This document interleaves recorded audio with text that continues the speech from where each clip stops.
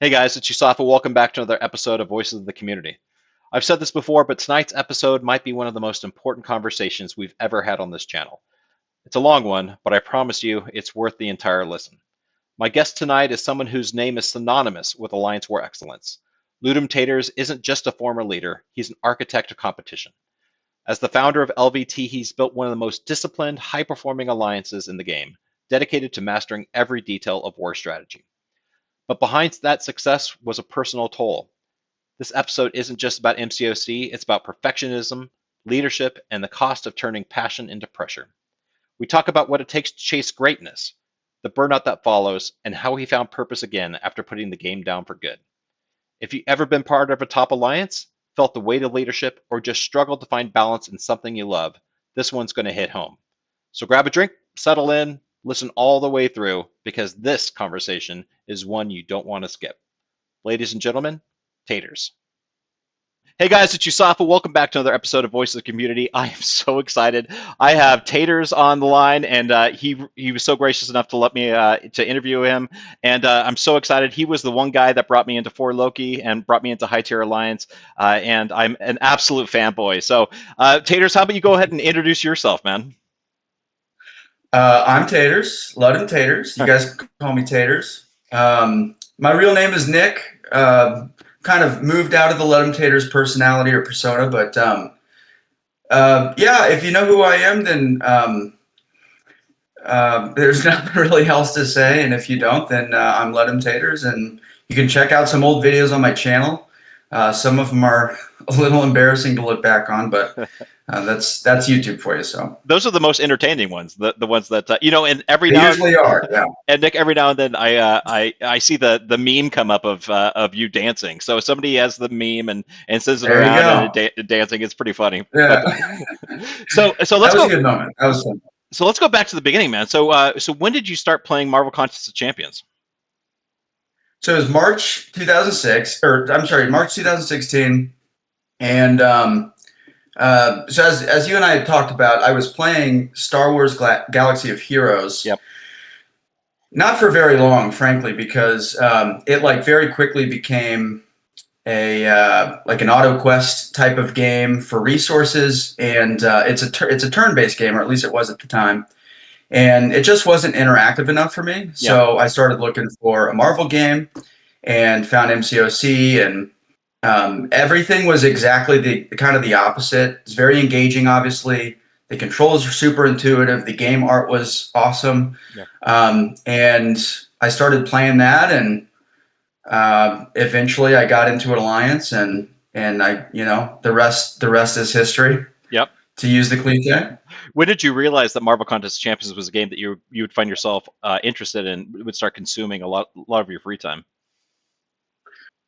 I think it was once so I don't really know the timeline of when I entered the early alliances and stuff, but once I got into an alliance, the first alliance that I got into where we were using a third-party app, like we were using Line, to communicate as opposed to just kind of doing things on our own in the game. Once I did that, we started, it's just kind of just a group of guys. And so, we socialized, and at that point I thought, once I started to realize that like I liked some of those guys, and I liked talking to them, right. I had a feeling that it was something that I wanted to do. I was like excited to play, and I never really thought about like how long I could have played. I certainly wouldn't have guessed 8 years, but Yeah, right. But yeah, it was somewhere. It was when I joined the first alliance that for which we used the Line app to communicate. How important do you think the social aspect is to the life of this game? Oh well, I mean, I think it's the lifeblood of the game. I don't. So Kabam, before they were a gaming company, was founded as a social media app. Okay. And it just wasn't gaining steam. It wasn't working for whatever reason. I can't remember the details. I read this, and I'm sure that you guys can find the interview. It's the first round review is the publication for like entrepreneurs and stuff. And so, anyways, I read this article or this interview about their early days, and they were a social media app that didn't work, so they kept iterating, and eventually they realized that they could use, intellectual property like Marvel. I'm sure that was way down the road, but they could use IP and build kind of a gaming app that had like a really strong social element, incorporating the basic social stuff that they had in their initial iteration. And I think that shows. I mean, the game, to be competitive in any mode other than maybe Battlegrounds, you really need to be in a high functioning alliance, at least for like the rewards. And to be in a high functioning alliance, you've got to socialize. Yeah. And that's the hook. That's what kept me in the game for, probably many years after I maybe should have left the game. Yeah. It was the social element. So I think it's important. And if it was lost somehow, or if they changed it to make it more individualistic, then I think that could be a bad thing for the longevity of the game at that point. Right. So did you have any like early mentors in the game? I mean, did you watch any content creators, or were you involved in a lot of the YouTube streaming activity? The community stuff. Yeah. So that alliance that I joined when we were communicating via the line app, it was called Dicks Out for Harambe. And all of those guys, so I was super into the game at that point, and I wanted to be good at the game. So I wanted to keep getting better. And they recommended some creators to try to, improve, or some creators that they liked, that they would reference and stuff. And one of them was Brian, of course. And of course. So I immediately fell in love with the sheen bouncing off of his sweet bald head. And yep. So I would say he was the first content creator that I really liked. And as far as mentor, the only one that I could say maybe fits that is eventually, once I got to Lokì, I joined Fallen Terrace's battle group. Yeah. And I had no intention of planning or really doing any of that stuff. I was just happy to be in Lokì, and he was a man kind of stressed for time, and he had one officer helping him, but that officer was like a hands-off parent, just didn't really engage with any of that stuff, was just kind of an honorary officer. And so people would ask questions about matchups, and of course I would offer my opinion, usually with some research maybe on the champs or the matchup. And so he asked me if I would help him with like the battle group stuff. And for a while we were just kind of bouncing questions off of each other. And then eventually he left and asked me to kind of supplant him. So he was kind of the only one that I think would fit that. And I didn't even really see him as a mentor, really, because I wasn't intending, like I didn't aspire to be a battle group leader or anything like that. It kind of just happened. And then of course, once it happened, then I realized that I liked the planning aspect more than the actual game. And from that point on, for however long it was probably, I think I was in Lokì for 4 years. And I think I was in LVT for around 2 years, maybe a little less than 2 years. So for probably about 6 years, after that point, all I really wanted to do was battle group planning and just the war and the strategy stuff, and everything else was kind of just extra. This is the social stuff I enjoyed as well, but everything for the most part was just extra. It was just a means to be able to plan and stuff. Yeah. So I've got a selfish question for you, and this is not a question that. So for the viewers and listeners of this video, just one level set you guys. So Taters was the alliance leader for Lokì for a long time. And back in 2019, as a part of a retirement gift for myself from the Air Force, I decided to reach out and try to step up to a different alliance. I moved from Shield, which broke up recently, right? And I know that Steve had moved over to Lokì, so Sire was over there, and I was like, well, if Steve moved over, maybe there's a chance that they would take me on. But I reached out to Taters and I said, hey man, I'm looking for a new alliance. I wasn't a huge whale back then. I had good prestige, whatever. I was not a YouTuber or content creator. I did not have a lot of videos out. But on a whim, I was like, I might as well shoot for the moon and get a part of the best alliance out there. And they had Brian, they had Taters, they had B Manny, they had Enzo. I don't think Lags was in the alliance at the time. But I mean, it was. No, he had recently left. Yeah. So it was. But it was one of the more visible alliances that was out there. Yeah, so, that's a good word. So Taters, the question I have for you is, I was a relatively unknown player. Not the biggest account, not the biggest prestige. I did not have all this stuff, but I reached out to you and you let me in for Lokì. What about my account, or what about any accounts of anybody they brought in for Lokì? What were you looking at, and why were you crazy enough to let me in this alliance? And what was your mind thought and your mindset with regards to evaluating a person's potential player performance and bringing them into an alliance that you were leading?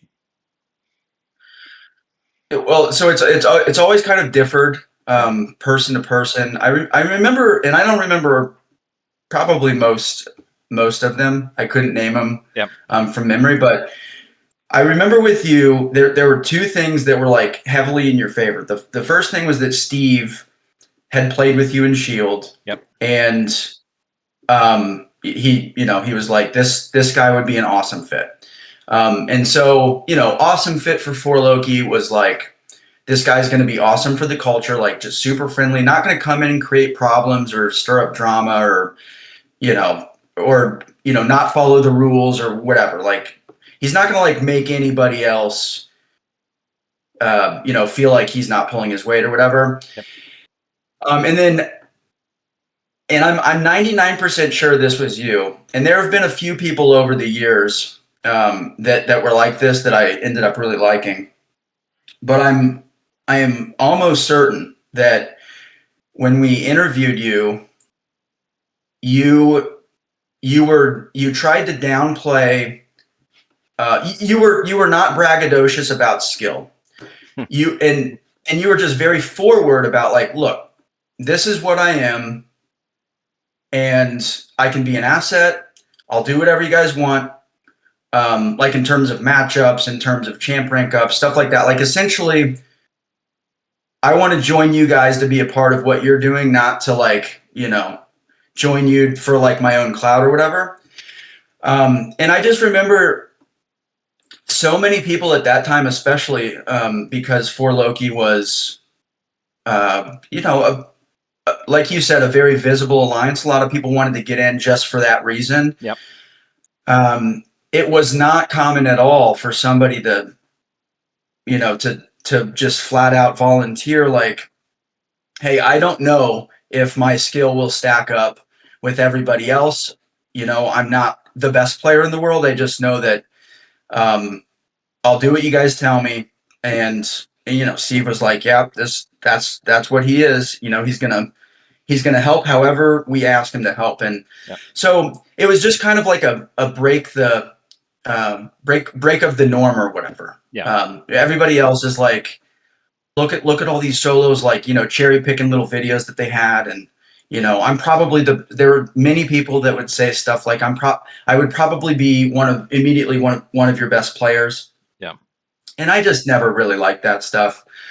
Sometimes it was true maybe, but, also with planning, a battle group can't have 10 super duper stars, right? Because egos are part of competition. Any kind of competition, ego's gonna play some role. And having somebody that's just willing to do, what they're given, willing to just happy to be part of the team and contribute however they're asked is super valuable. So it was a Steve thing, and then I think just the blunt honesty I just really admired, and that's kind of who I am too. I'm very blunt, sometimes not as tactful as I probably should be, but I've always been super honest. I've always been direct. I don't really like sugarcoating or beating around the bush. So when people would contact me and they were just completely honest, like, here's what I think of myself and what I think I can contribute, that always spoke to me, as opposed to somebody that was trying to do say whatever they could to pique interest, to maybe slip in. Right. And just to let people know that the first war with Lokì, I died twice on one fight. And I was, and I was pretty sure that Manny was going to boot me that day, but they were like, I guess Manny was ruthless. But I guess it was like it happens. It's like the tradition of joining a high tier alliance is that you automatically die the first time, right? Right. Yeah. First couple wars. Right. I remember my first war joining Lokì. My first war, I had an awesome war, and Manny did a stream, and I hopped in the stream. I think it was either the night of the war or the day after the war. And, I just said hi. He noticed, and he was like, "Hey, Taters, like, by the way, awesome first war." And I was like, hell yeah. And then the second war, I got completely wrecked. And so I had that moment in War 2, and it felt, well, I don't know if it felt worse than it would have War 1, but yeah, I got the high. I got the ego boost, and then it came crashing all the way down to 0 in War 2. So that was pretty funny. So I don't know if I don't think I told you, but I actually was able to meet with Brian and Steve last weekend. So I got to meet Steve for the first time, which is fantastic. Yeah, it's great. And Brian is taking a little bit of a hiatus, but it looks like he will be coming back in the next few months. So it's going to be good to see him up on stream again soon. Very cool. Yeah. So you spent 4 years in Lokì, and we were never in the same battle group. And honestly, Taters, I think that was a blessing that we weren't in the same battle group, because I had B Manny, right, and I had PWF and Clown and everybody that leading my BG2, and it was obvious to us in Lokì that of the 3 battle groups, the battle group 3, I think that you were in charge of, was definitely the more hardcore, focused, disciplined battle group than the other 2. And I don't know if you and I would have gotten along too well in that, because I'm not as good player as everybody is. But so you spent that time in BG3, and then eventually you decided to move and build a new alliance over at LVT. Tell me about that move. Yeah, so there were two primary reasons. Okay. So one of those reasons, which was probably, it's hard to say, they're both kind of equal, but one of those reasons was Alliance Quest. Yeah. Anybody that ever watched any of my videos, or certainly any of my streams where I was a lot looser with what I was saying, and certainly everybody in Lokì at the time, knows that I was not a fan of Alliance Quest. Yep. And beyond just the kind of drudgery for me personally with Alliance Quest and the resources that at the time we had to spend, we had to grind some resources to spend just to enter to do this super repetitive, mundane, unengaging mode just to get rewards so that we could rank up prestige champions to place as high in AQ as possible, and that whole thing, I just didn't like it. But the number one thing is, and I presume that this is going to be kind of a running motif throughout this little interview, but I'm very competitive, and Alliance Quest is not competitive. Yep. Alliance Quest is about numbers. It's ultimately about spending, because those numbers are prestige, and you have to acquire the prestige champs to be at the top. But it's not a competitive mode. So, and at the time, War was the only competitive mode. And, at the time that I quit the game, War to me still was by far and away the most, for me, enjoyable competitive mode of the game. But so the biggest thing is that I'm just super competitive, and it's not really something that I can regulate. I've tried very hard over the years, but ultimately, if I'm engaged in some kind of competitive format and I'm interested in it and I'm good enough that I feel like I could potentially like compete with, with like the top tier, then I'm going to want to go all out, and I'm going to want to see how far I can get. And if I get close enough to the top, then I'm going to think that I can get to the top, and then I'm going to try to push until I get to the top. Yep. So, the thing with War is, and the thing with War is, at least that I felt at the time, and for Lokì was, to maximize the potential for War performance, we need to do more for War specifically than for Lokì was set up to do, and I'll explain that. But which means we're ranking crappy champs for defense. We're ranking champs with super low prestige for attack. We're completely punting on Alliance Quest. We don't care about prestige, nothing like that, because ultimately those champs for balance are not going to be usually as good as the most overpowered attackers and defenders. And to be as competitive as possible, those need to get the resources that we're currently giving to prestige champs. And the thing with Lokì, I mean, this was never a fault of Lokì or anything like that. It's just a different kind of philosophy. Lokì was, and I presume still is, set up to be as competitive as possible in all modes, to maximize all the modes that you're engaged with, and to maximize rewards. And obviously that worked great. And it's primarily why probably most of the members wanted to be there, other than like the visibility aspect. So, I have strong feelings about AllianceWar. I have an idea in my head. I think I know how to do it, but to make Lokì into what I think needs to happen, I would have to tell all of the members, hey, for whatever reason you guys joined, it doesn't matter to me. We're doing it this way, and we're doing it because I want to do AllianceWar, and I don't care about Alliance Quest.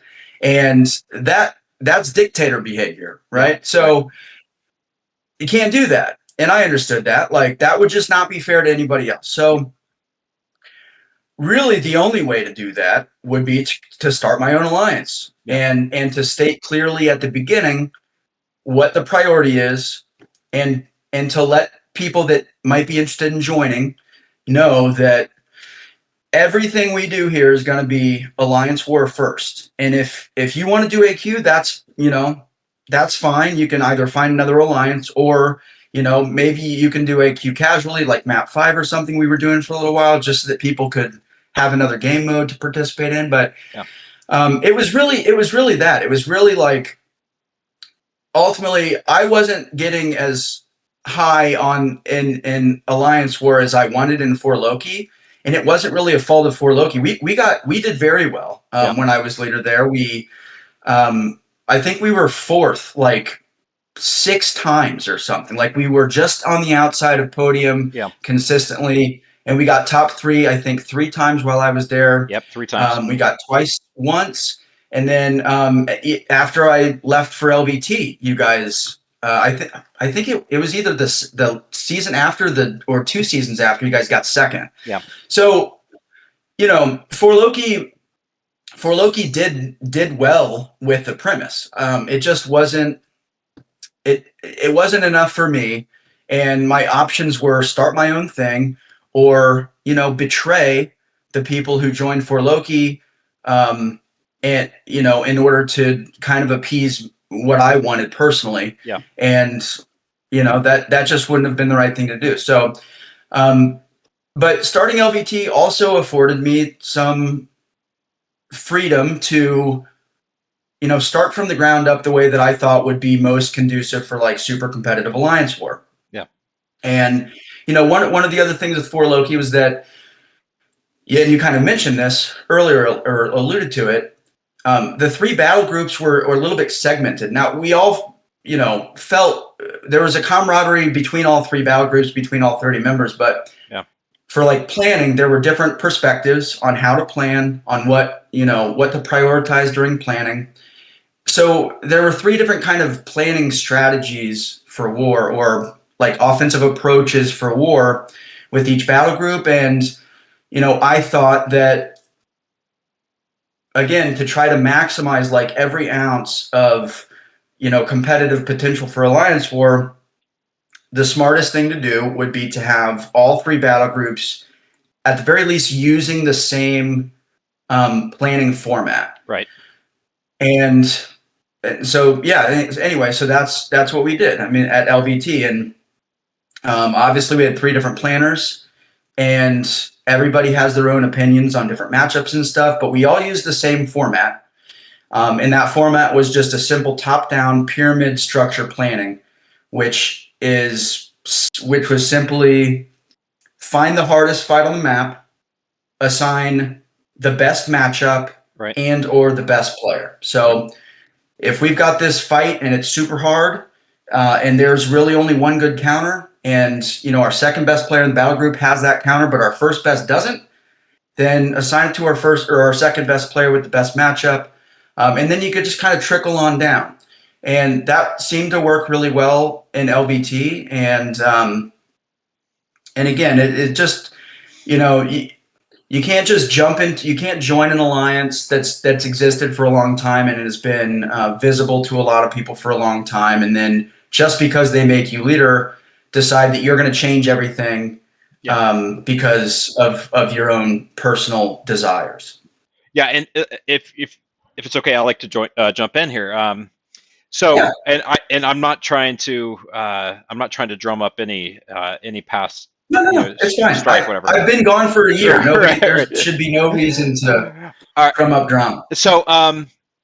So when you moved over to LVT, and by the way, when you moved to LVT, you were in an alliance that had a little bit of a war rating, but it was obvious in order to reach your ultimate goal up through Masters, up through Podium, you were going to have to win a lot of wars over a few seasons, right? Even to get up to the Masters level. So when you initially left for Lokì, it was 3 battle groups. You were in charge of one of the battle groups, and you sent out a notification to the alliance saying, "Hey, just FYI, I've decided to go over to another alliance to have a war-focused alliance, and I'm just letting you know that this has nothing, no bad feelings, with anybody for Lokì, but this is what I want to do. I want to be an alliance war-focused alliance, in an alliance war-focused alliance." And then immediately after sending that message, we lost another 4 or 5 alliance members to go over to LVT to join you. Now, I have never been in a leadership position in Lokì. I have had very little influence. I've always been one of the line players, one of the people who takes an assignment and does his path, and that's it. But was there harsh feeling between the other members of the Lokì leadership team as you went over and took 4 or 5 of the best players, or what was that like? Well, so when I left, well, first of all, it's not like nobody knew I was leaving. Right. Right. I made it clear middle of the season that I was going to be leaving at the end of the season. I made it clear to everybody in the alliance, but also to my battle group. Yep. And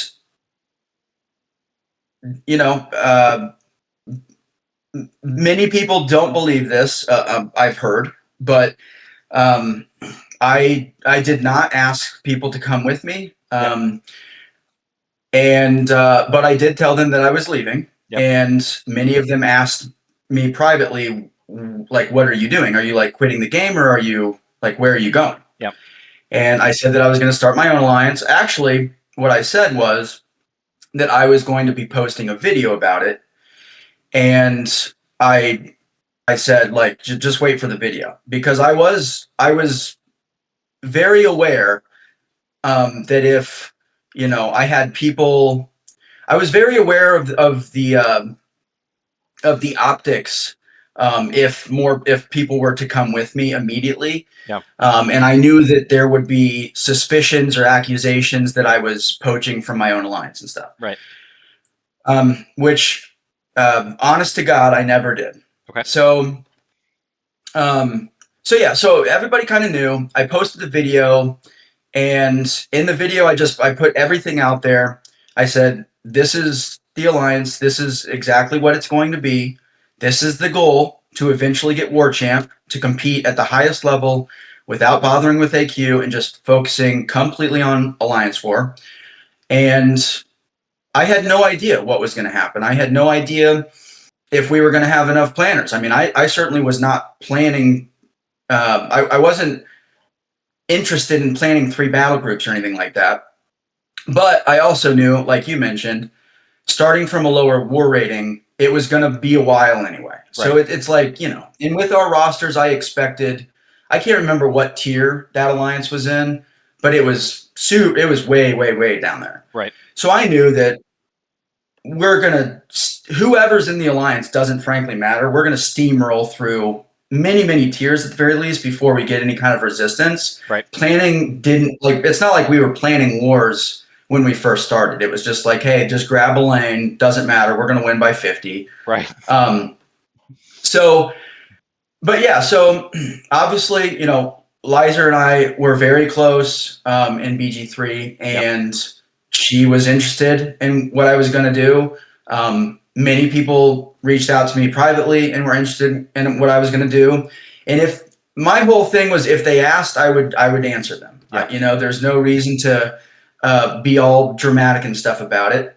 But I wasn't going to volunteer the information, and I certainly wasn't going to ask them to please come with me. I didn't feel like I needed to do that. Right. So it ended up that 7 people came with me from BG3. Yep. So leaving 2 people, and I got private messages from several people that I think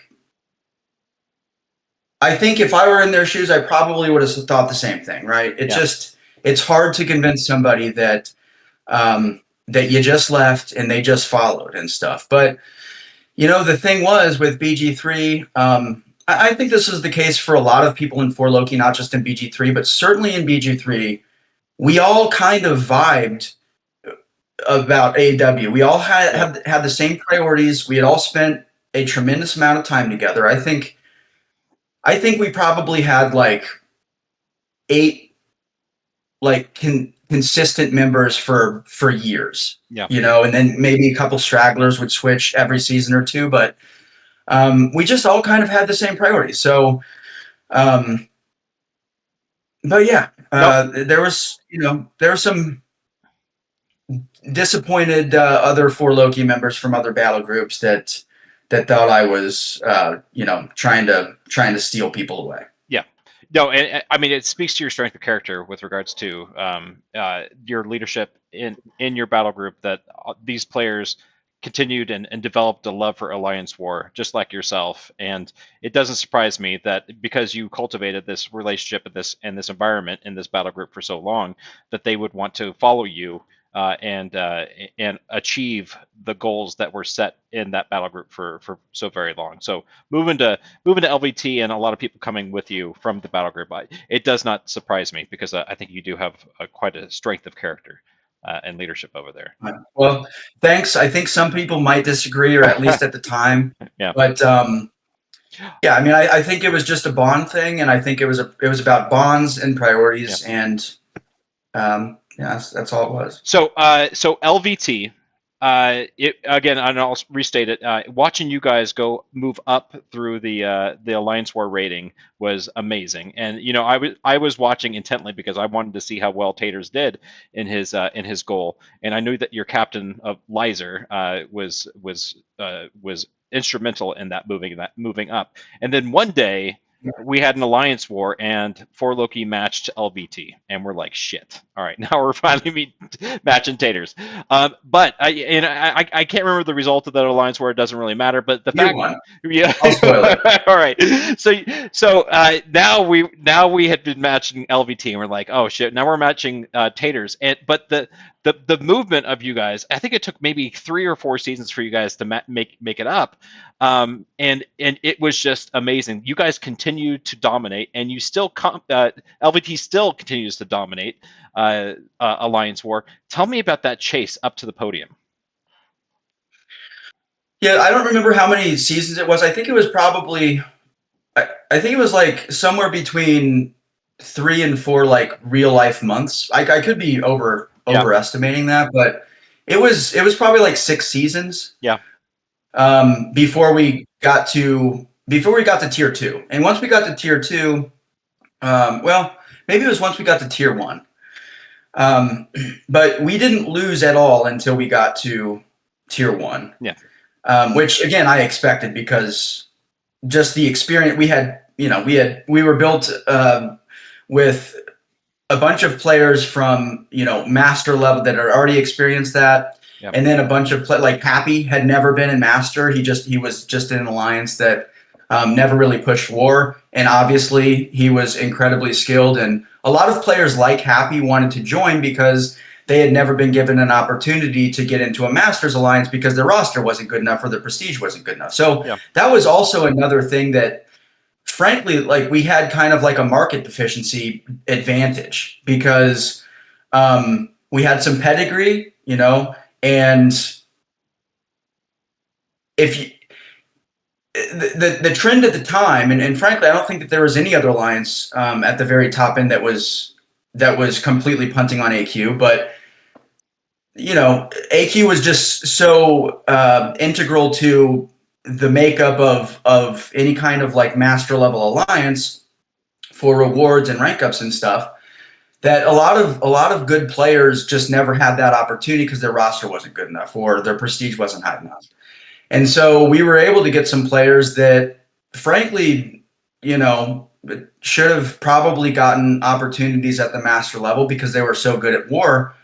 And that helped us too. So like Happy is the best example. He's, obviously very good player. One of the best players in the world when he was, when he was playing. I don't know if he's still playing actually, but so we had him. He had never gotten an opportunity, and he was he was better than all of us. Yeah. So we had several players that were like that helped. But once we got to tier 1, it's a little bit harder for me to remember because it's always easy to remember not losing. Right.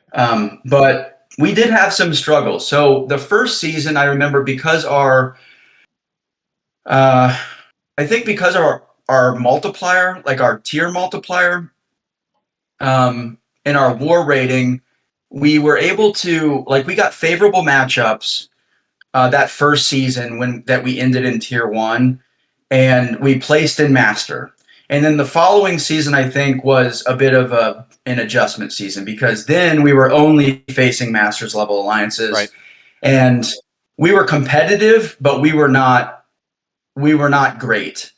And so that was kind of a transition season. And again, I can't really remember how quickly it happened, but it wasn't too long after that. I think maybe we spent 2 seasons in Master, and then maybe by that 3rd season, we were in the top 10, and we were very, very good. At the very least, we were not dying very much. Yeah. And I can't remember who in the community was keeping track of all the deaths across the alliances and stuff, which you could do calculations in the game from the leaderboard and figure it out. But we were doing very well in that regard, even when we were losing. And then eventually we got to a point where I realized that we could actually compete for War Champ, which was the initial goal. That was the thing that I most wanted to accomplish in the game. Yeah. We were like second in total deaths across several seasons behind GT. And we had some wars. I just remember some wars against GT, Salty, Nefty, even Noon. We had some really close wars with them where many of them we lost on tiebreakers. Yeah. But we were dying like 2, 3, 4 times. I think we lost 1-1 tiebreaker against GT once. And yeah, I mean, once we got to that level, it was like, okay, like we're going to be in the mix. And the GT and Salty Wars, those quickly kind of became the ones that we got up for most because we knew that it wasn't only about not dying. It was about not dying, but also being quick. And that was always a challenge for us because our planning strategy was not dying. Was matchup based, not champ based. And the reason for that is so like GT, for example, I know that when available, they spammed Hercules. Even when it didn't make when it didn't make sense on paper, they would spam him because with maximum boost, with suicides, with the will to use potions to top him up between fights. He was just, I mean, he could do essentially any fight and he could do it super, super fast, even if it wasn't a good matchup. The danger with that with us, and we tried it sometimes, but the danger with that is, that does still require a level of skill, that if mistakes happen or if something goes wrong, an average player like me, I was an average player. An average player is probably going to end up not getting out of that. Whereas a really skilled player that's been, competing for War Champ season after season in GT40 or Salty, those guys presumably are going to have the skill to be able to kind of wiggle their way out of the messy fights and stuff. So anyway, we were always very matchup driven as opposed to OP champ driven. And because of that, we were a lot slower. So yeah, I don't know if I answered the question very well. Probably not, but it was a long grind, I think, to get to the point where we felt like we could actually compete for War Champ, or at least where we were like a regular podium contender. And I don't think since we entered that kind of conversation, since we were a podium contender, I don't think that LVT's ever fallen out of that range. They're absolutely amazing. I mean, they're always top 3 of the past war seasons, so they're fantastic. Now you had, I want to say you had a pretty public break from the game. I do remember a few videos. That'd be fair to say. Yeah, right. So I was trying on YouTube. I remember that. So you had a public break from the game. It was obvious that your relationship with the game had taken a hit, and that it was starting to affect your personal life and personal life with Mary and with your dogs. What led to that burnout? So I thought about, so I'm sure everybody knows, but you sent me, you asked me some basic questions. I sent you some details so that you could formulate your interview questions, and then you sent me some kind of more targeted interview questions. All of very good interview questions. And this was the thing that I thought about, I think, the most, because it's really hard for me, at least, to kind of figure out exactly why I was so susceptible to burnout. But I think that for me, at least, burnout was a matter of expectation and then my personality. But expectation played a huge role. And, the thing is, and so, when I started LVT, I started it from the very get-go with that video stating that the goal was to try to get War Champ at one point. That was always the goal. And I said it from the beginning, and it could have been a huge flaming failure. We could have never made it to Master, but we did. And then we got to the point where we were competing for podium.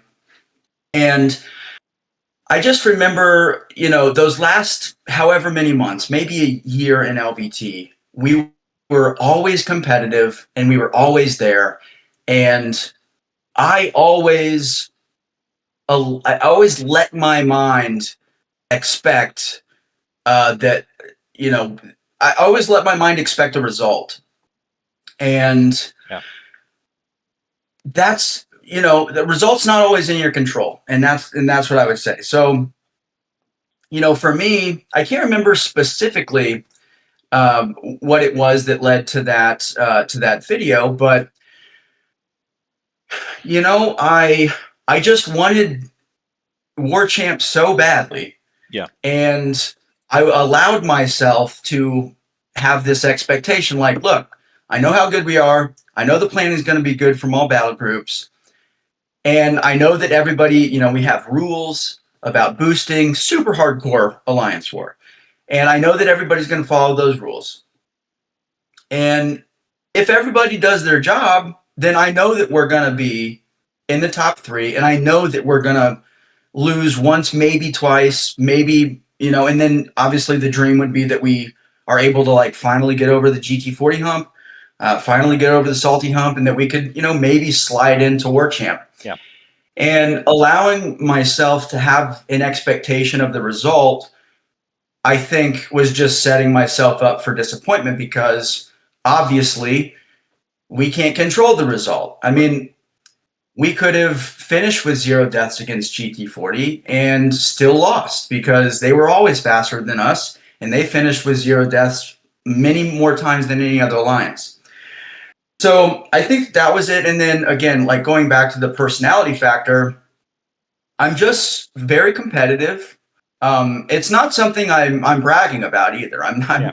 It's a derogatory thing, in my opinion. Right. It is not good. It's not healthy, at least for me, to be so competitive, because, if things aren't going the way that you think, or if somebody's not doing what you think that they should do, and you think that you know better than them, then that just creates friction. And, the other personality flaw is that I'm a perfectionist. And a third personality flaw is that I'm not very patient. Right. So all of those things are like a brutal concoction where, look, I expect us not to die this war. Does that sound good to you guys? And then, if we make a mistake or something, maybe I'm a little bit less friendly. Maybe I'm a little bit less encouraging or supportive. And I got to the point where I realized that not only was I super stressed out, and I wasn't able to enjoy the game or the success of LVT, because in my head, it wasn't a success until we got War Champ, and we had not done that. So it still was not a success. And, but the real turning point, I think, was when I realized that, like, I was not being a person that I was proud of. So, yeah. And by that, I mean, I was just less patient with people, less supportive. If people would make a mistake, usually in the good days, I would try to be supportive. I would try to walk them through the mistake. Obviously, never been a fan of making the same mistake twice. That would get me a little teed off. But people make mistakes. It just happens. It's just kind of part of any kind of competitive process. But instead of, kind of walking them through it, and it's like, that's all right, let's work through this.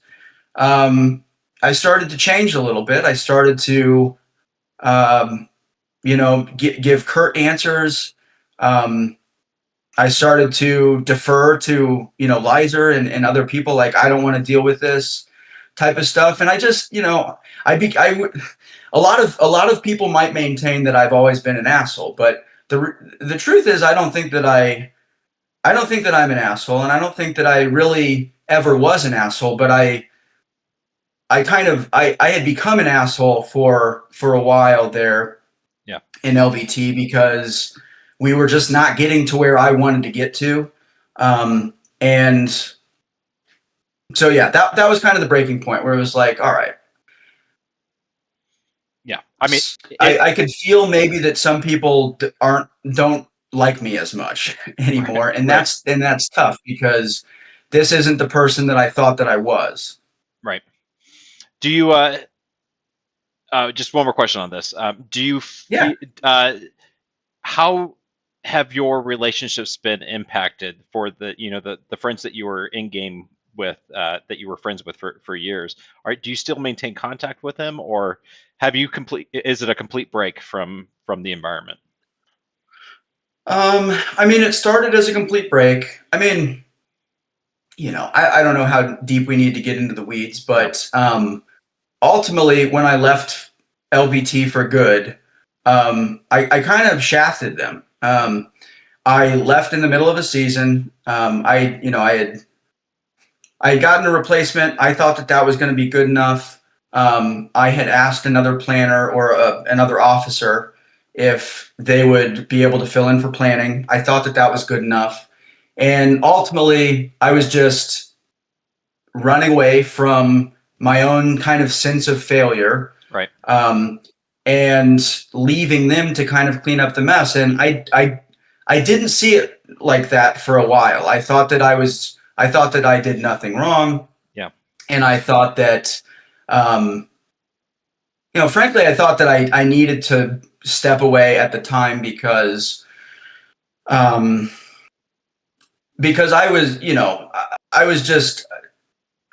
I felt like it was just a damaging kind of relationship with the game. And I thought that I was doing myself a disservice by staying.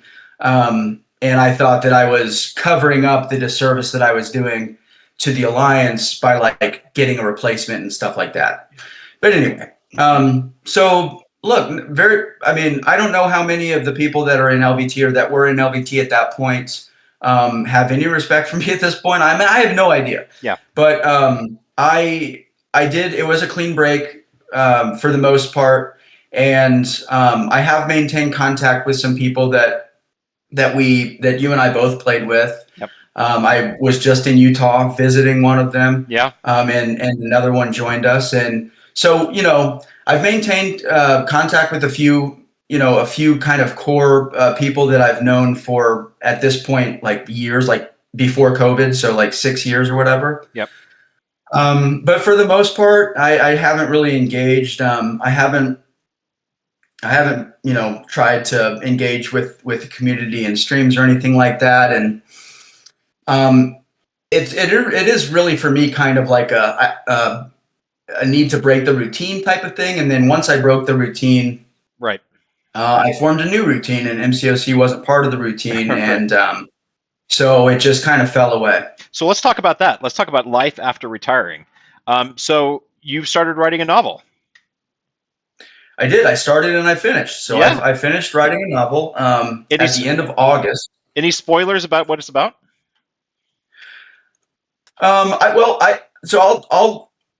I'll tell you what. I'll give you guys. I did pull an excerpt that I thought would be fun to read. Yeah.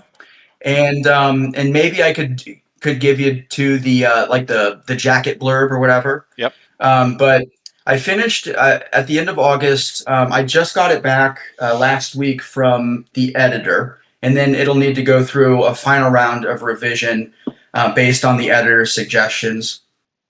And I don't know how long that process is going to take. I actually started that process a couple nights ago thinking that I could blaze through it, and 7 hours later, I was like not very far. So I was like, okay, this could be a while. Right. But yeah, so I don't think that it'll be public. First of all, I'll have to get a publisher, and to get a publisher, I'll have to get an agent. None of that stuff I have right now. But right. The goal is to have it published by the end of next year, which hurts a lot because I'm eager to share it with people as quickly as possible. But I want to have it published. And in order to do that, there's a process that I've got to go through. But right. But yeah, I'll give you some information about it. Yeah, so let's hear it.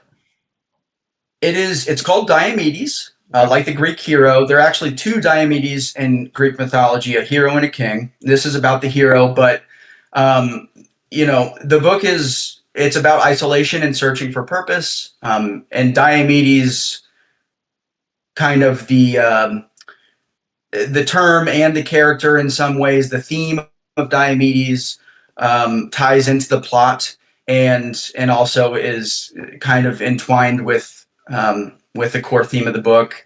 But it's set in a far future where there are 20,000 people left. They all live in a dome, and the society in the dome is it's like a utopia. So there's no work, no currency, no religion, no inequality. There's nothing that could cause classification or anything that could kind of cause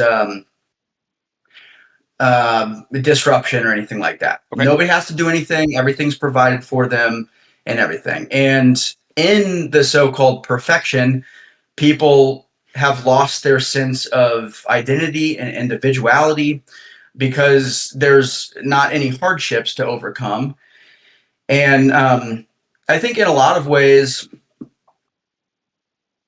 I think it reflects kind of where we're at in real life right now. Obviously, things in real life are nowhere near perfect, but just in the information overload era, where anybody can do anything, it's harder to be seen, it's harder to be noticed, it's harder to make genuine connections with people. And so the book is essentially like that. It explores that kind of those kind of human issues. They're just kind of wrapped in a sci-fi package. Yeah. But yeah, that's it. And yeah, I do actually have an excerpt for you. If you don't mind, you can always cut this too. But I thought that that I would read it, and then since I've got you hostage, I can also give you the kind of the book, the back of the book kind of blurb, or the setup, if you will. So yeah. I'll start with that one. Self-exiled for a decade following his involvement in a notorious fatal incident, Pro leaves his home in search of his friend Keisho, missing since their simulated excursion the previous morning. Instead of finding Keisho, Pro finds the mutilated body of an emergency response drone deep in the isolated forest sector of their utopic ecodome. Rather than go home, notify the dome's governing body, and wait for Keisho to turn up, he decides to follow this lead to try to find Keisho himself, recognizing the rare opportunity to buck routine and do something meaningful and perhaps redemptive at the risk of unwanted scrutiny and possible punishment for interfering with a crime scene. So that's kind of the setup, and then this is a very brief excerpt. Okay. From chapter 1. All right, and I'm going to put my serious face on for this. His breath got choppy, and he choked on the irregularity and began to hyperventilate. He stumbled to a knee and fought his collar, closed his eyes, and counted in reverse from 10. By 5, he registered that the charging splash of trampled grass wasn't breathing or a mental conjuring, and opened his eyes. Keisho seized him by the shirt and dragged him away from the drone, then sprinted off. Pro was muted by the surprise, but chased after him, slipping again on the wet ground. Keisho led him to a nook in the mountain, a minute's jog west of the door's edge, then collapsed. "What the fuck?" Pro said. Keisho's complexion was pale, and he was speckled with dirt and mud. Blood vessels reached from the corners of his eyes like hungry undead. "What the hell are you doing?" he said to Pro. "What? What the hell are you doing?" Keisho huffed and tossed his head back. "What the fuck is going on?" Pro asked. "What did that to the fucking drone?" So there you go. That's awesome. Little so I'm a little piece of me for all. So when you become famous, I mean, when you get your first movie deal, I'm going to say that I interviewed Nick. That's awesome, man. Oh, that'll be great. Yeah, I'll have this all over everything. That's right. That's fantastic. Do you think that the characters in your book reflect you at all? I'm sure they do. I mean, I'm sure every author has a little piece of them in the characters of what they they write. I think there are little pieces of me in all of the characters. Yeah. I think some of the characters in the book are an idealized version of me that I am not currently, but would love to become sometime. My favorite character in the book is very patient, super kind, and is a person that is able to quickly but calmly kind of discern a situation and problem solve. Right. And while I do feel like I have always been a good problem solver, and sometimes a good problem solver on the fly, I am not patient, and I am very emotional. Yep. So it is easy for me to get flustered before I figure out the problem or the solution to a problem. So Right.